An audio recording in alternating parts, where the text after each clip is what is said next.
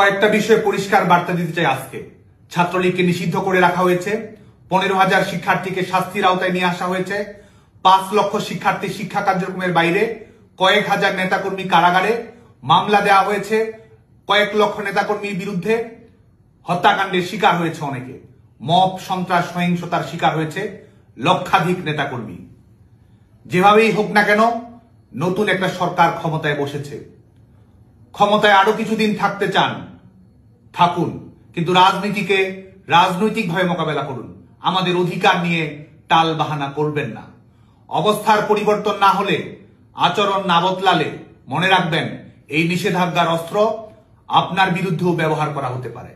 Simple math বলি, যতদিন ছাত্রলীগ নিষিদ্ধ থাকবে ততদিন যে অন্য কোনো সংগঠন নিষিদ্ধ থাকবে না তার গ্যারান্টি কি আপনি দিতে পারবেন? আমরা তা চাই না। অতএব যা করছেন ভাবুন, ভাবা প্র্যাকটিস করুন। 2008 থেকে 2024 ছাত্রদল নিয়মিত কর্মসূচি দিয়েছে, কার্যক্রম পালন করেছে, সংবাদ সম্মেলন করেছে, সভা সমাবেশ মিটিং মিছিল করেছে। ক্যাম্পাসে রাজনৈতিক সহাবস্থানের ঘাটতি থাকলেও সামাজিক সাংস্কৃতিক কর্মসূচি, পরিবেশ পরিষদের বৈঠকে সবার সাথেই দেখা সাক্ষাৎ হয়েছে।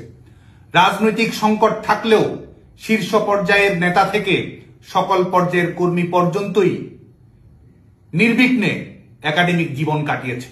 তারা ক্লাস করেছে, পরীক্ষা দিয়েছে, পাশ করেছে, সার্টিফিকেট নিয়েছে, চাকরিও করেছে। কিন্তু আজকে বাংলাদেশ ছাত্রলীগের প্রত্যেক নেতাকর্মী এর প্রত্যেকটি অধিকার থেকেই বঞ্চিত। নিষেধাজ্ঞা অব্যাহত রেখে নির্যাতনের যে স্টিম রোলার চালাচ্ছেন, মনে রাখবেন justice will be delivered accordingly. আমরা সামনের দিকে তাকাতে চাই।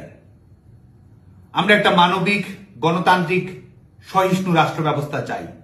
দল মত নির্বিশেষে প্রত্যেক নাগরিকের রাজনৈতিক মৌলিক নাগরিক অধিকারের গ্যারান্টি চাই। কিন্তু আমাদের চাওয়া দিয়েই সব হয় না। বাস্তবতাও রাজনীতির গতিপথ নির্ধারণ করে। বল এখন বিএনপি সরকারের কোর্টে।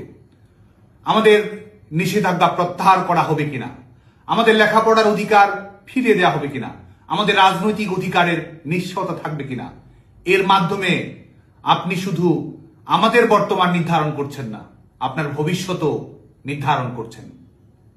জয় বাংলা, জয় বঙ্গবন্ধু।